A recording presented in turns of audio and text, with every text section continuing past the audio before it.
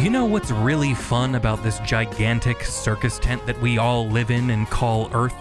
Well, I mean, besides all of the hot clussy we're drowning in, but words can just mean anything. They can mean whatever you want them to mean now. That's right, ladies and gentlemen, we are all Thanos with our own personal infinity gauntlets.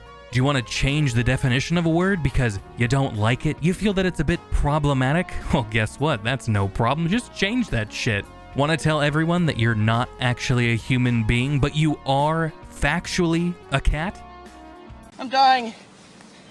Help me. The English language has become as fluid and ethereal as a drunk college chick's heterosexuality at a sorority party, which is pretty unfortunate because there are words that I feel that should hold a little extra weight to them, but thanks to pseudo-intellectuals online and hack writers for politically motivated and disingenuous publications, words like racist, sexist, and all the phobics under the sun, they've all but lost their meaning. Instead, these words are used to replace things like people who I don't agree with politically, or people who don't like what I like, which may sound a bit hyperbolic and crazy, but I assure you, dear viewer, the depths of insanity that we're going to be exploring today will shock you, or they're just gonna make you piss yourself laughing at how utterly insane this article is. But what else could you expect when you're dealing with publications like Salon? Wait, please tell me you've heard of Salon, the publication that's known for such hard-hitting journalism like these articles? I'm a pedophile, but not a monster. And of course, how could you forget the hit article, Meet Pedophiles Who Mean Well? That's the sound of the police. That's the sound of the beast. That's the sound of the police. Oh, I'm sorry. What's that? I couldn't hear you over the sound of my wood chipper firing up. Salon recently published a hit piece on a few YouTubers, and I figured it would be fun for us to go through that article together. But before we do that, if you enjoy me and the content that I create and you want to help support me in this channel, be sure to hit the like button and leave a comment down below. Let me know which wrong-thinking YouTuber is your favorite. Is it Nerdrotic? Heels v Babyface? Melanie Mac? There's just so many now it's hard to keep track. If you're not yet subscribed to this channel, you must be an avid fan of Salon. I'm just kidding. Stick around until the end of this video and subscribe if you think I earned it. This is where the fun begins. The article in question is Let's All Stop Ignoring the Fandom Menace. It's real and it's winning. My god. Dramatic. Gripping. I can't wait to read it. When I first saw this article, I couldn't help but laugh. I mean, there's a few reasons for that, and the first being the fandom menace. Like, come on, really? What is this, 2017? Next, you're gonna tell me that the writer of this article compares this whole situation, if you could even call it a situation, that they compare it to Gamergate. I also love how they put Star Wars in quotations, because even the brain-dead eggplant at Salon that wrote this article, they know Disney Star Wars isn't really Star Wars. Oh my god, is Salon actually the fandom menace? The main reason I found all of this so funny is because this article is just one more salty teardrop in the sea of trash articles written about YouTubers who scare the ever-loving hell out of these access media outlets. Salon, the Mary Sue, the Gamer, they all write garbage like this. Hit pieces on people they view as threats to their perverse narratives and their agendas. This is not a serious article intended for serious people. No, instead what this is, well, it's the literary equivalent of this hippo. The author will use terms like racist, bigoted, sexist, all of the spooky words that have all lost their meanings because they have been so watered down by idiots like the writers at Salon, who use these terms as a way to try to loosely link their ideological enemies. In this article, there is no proof. There are no sources. The writer just says racism and points in a general direction and hopes that readers are too stupid to actually do some research into the claims being made. Hell, I don't even think you really need to do much research. You can just read the article and see, they're just saying words. They're not actually saying anything or proving anything. They're just throwing shit at a wall and seeing what sticks. This article was written by people who know their audience. People that are just looking for a reason to get mad. They just want to stay in their own echo chamber. That's who this is written for. This wasn't written to change anybody else's mind or convince anybody of anything. It was meant for people that already read Salon. The reason I wanted to bring all of this up before getting into the actual article is because this is the tactic these inflamed hemorrhoids use. They won't actually connect the people they accuse of being things like racist or bigoted because they can't find any actual evidence to support their claims. So instead, they just say a person's name or a brand and then they throw X buzzword in there and hope their readers fill in the blank. Let me give you an example. This right here is the writer of this article. And here is a statement that I'm just gonna put besides her photo for no reason at all. These people want to put you on the defensive. They just want to throw a bunch of buzzwords and nonsense at the wall in hopes that you're gonna waste your time trying to debunk every single baseless point, even though they provided no evidence to support their moronic claims. And instead of doing that, I thought I would just highlight some of the dumbest parts of this article and poke fun at it, because why not monetize these idiots? So sit back, grab a nice beverage of your choice, and let's dive into this, shall we?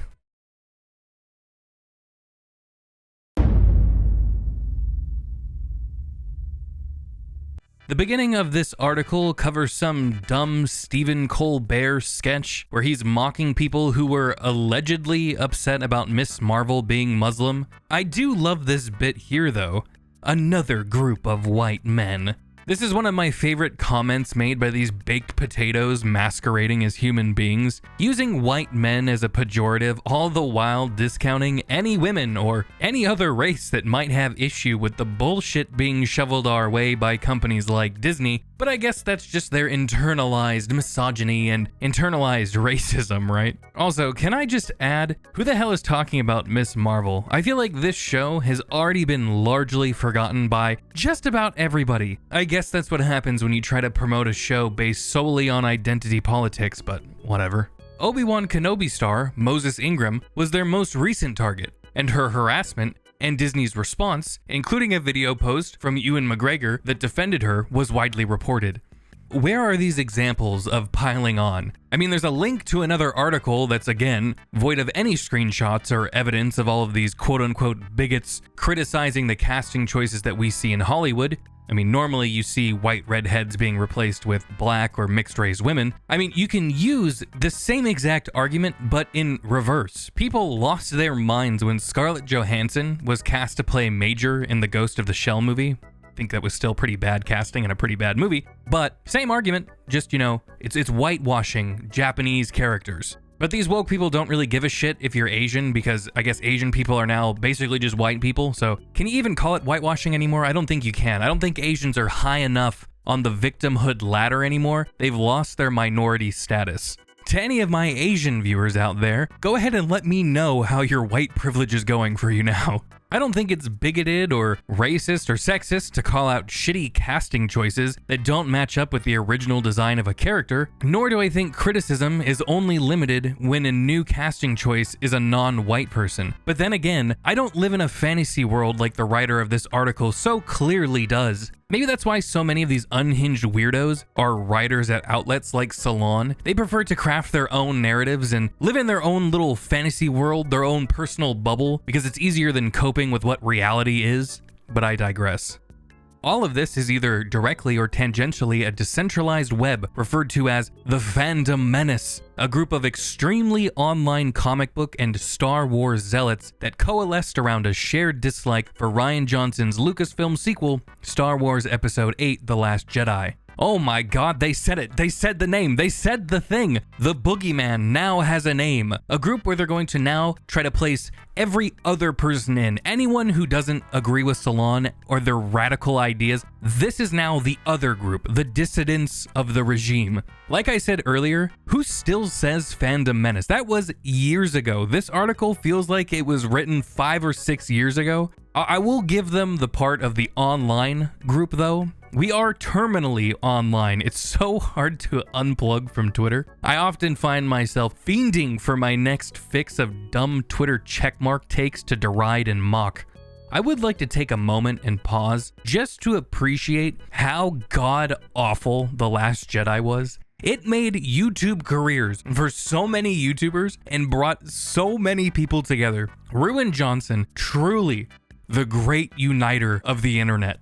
Some of the trolls claim allegiance to that label. Others merely qualify for membership. What is this, a fucking Sam's Club? Like a Safeway card? What is going on here? Do they think somebody's denying people access to an online group like that? Like, sorry, you can't become a member of the fandom menace. Like somebody couldn't just change their profile picture or put it on their fucking bio, you idiot. Even those who don't consider themselves a part of it decry their disturbing attack patterns may contribute to their success without meaning to do so. Regardless of how they identify, each is a cancer cell in a larger, amorphous hate blob descended from Gamergate and Comicsgate, infecting the fandoms of the most ubiquitous entertainment franchises in the world. Son of a bitch, I didn't think it would happen, but there it is. Gamergate, every single time, it burned itself into these people's memories. Brianna Wu feels like she's a Vietnam veteran because of Gamergate. The person that had leaked this log saying he was on his way to my house to shoot me sends me this crazed, disturbing video. I fucking rolled on the ice, fucking rolled down here, and now look at this piece of shit. It's like her and Sam Maggs can just pretend to have PTSD about Gamergate or about being sexually harassed and molested in GTA Online. Like, bro, it's a video game. Just turn that shit off. Just walk away. Or better yet, make a YouTube channel, pull up OBS and start recording. You're gonna get hundreds of thousands of views on that. Be like, look what these modders did. You will become an overnight YouTube success. No, but instead, Sam Maggs is gonna go online and talk to the news about how somebody blew her character like they were blowing up a balloon animal. The graphics are so good, this attack is eerily realistic, but this is virtual rape, hackers rewriting codes and hijacking online video games. Let's see here, access encoded, Gigabyte of RAM should do the trick. We're in. All right, what have we got?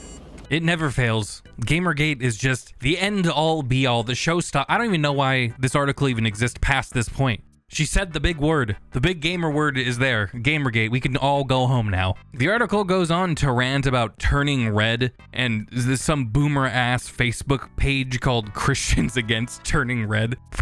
What the hell? Like, even the twat writing this article knows not to take Facebook groups like this seriously. But review bombing, this is where shit gets real.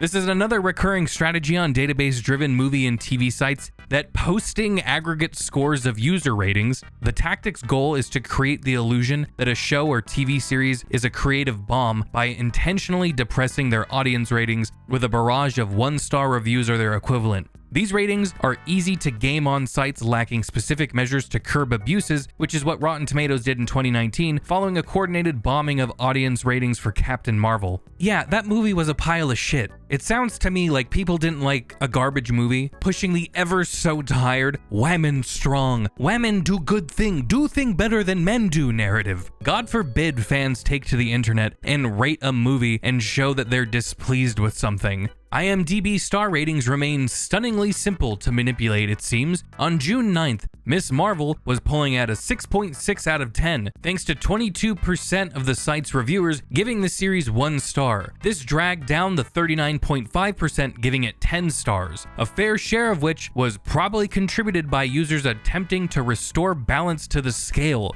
Wait a minute. I thought you just said review bombing was bad, but apparently now it's good, but only when it's done in order to prop up some bullshit that you actually like. I mean, I don't expect the dishonest to be logically consistent, but goddamn, like you couldn't have spaced out your bullshit anymore. It was the next paragraph. Amateur hour over here.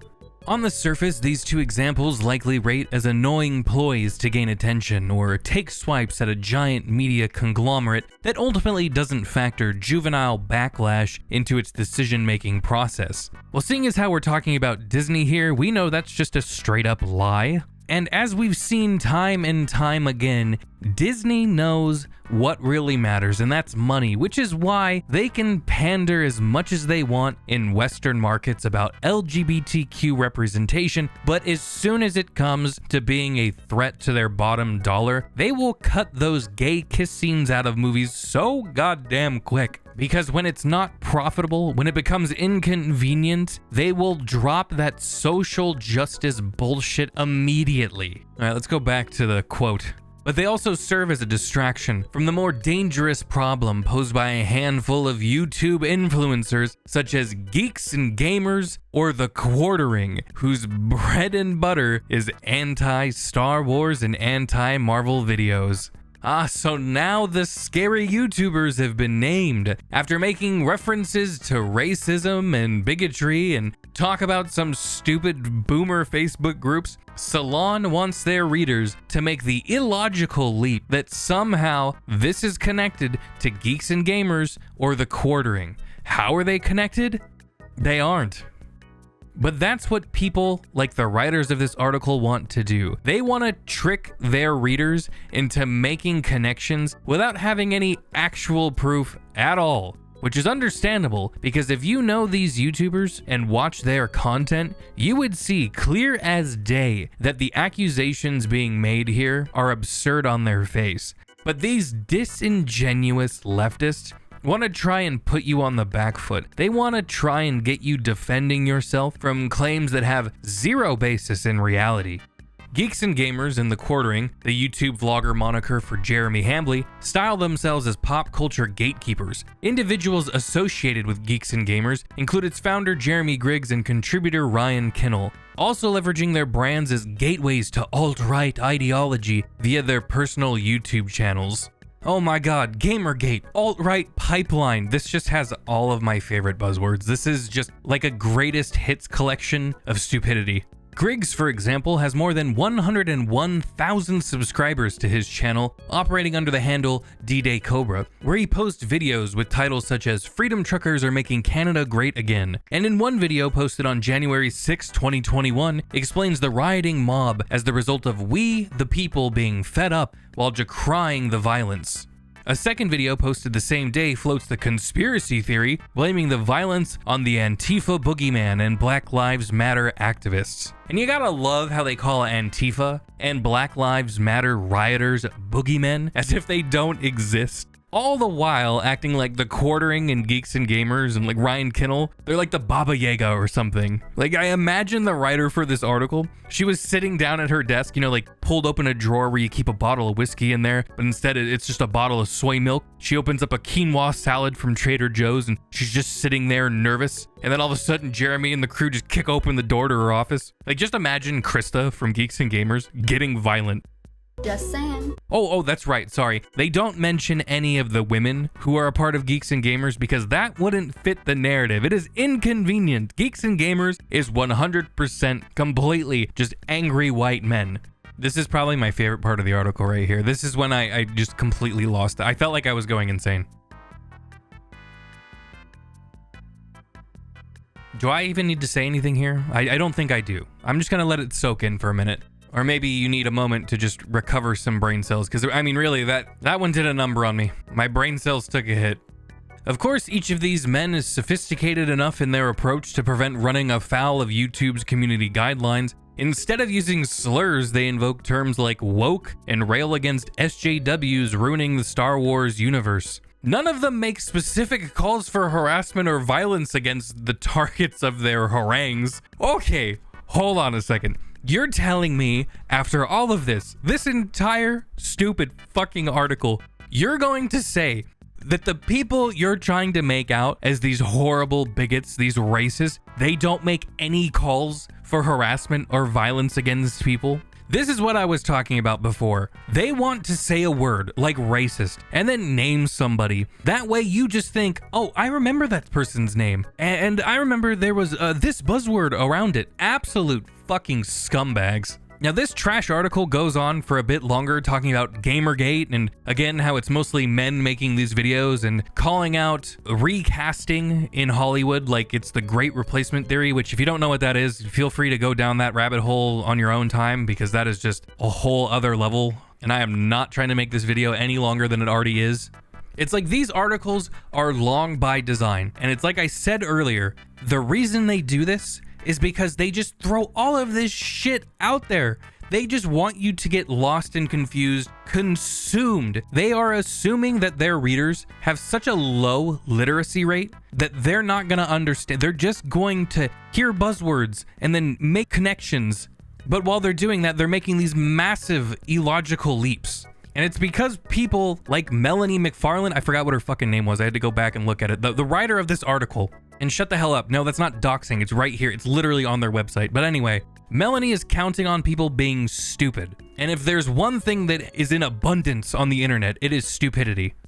A part of me didn't even want to talk about this article because it's almost not even worth it, because it doesn't even say anything in here. Not only does it not say anything, it's nothing that they even try to put forth is factual at all. If they had any real points to make, they would have screenshots, they would have video clips of Ryan or either of the Jeremys saying or doing something that would support their claims on how they're an alt-right pipeline or how they're racist, bigoted istophobes. And if you're gonna tell me, oh, they did have an example of that. Oh, D-Day Cobra, he talked about January 6th, he does political commentary. If you think talking about the ex-president of the United States, a Republican, a mainstream politician, is alt-right, you have lost your fucking grip on reality.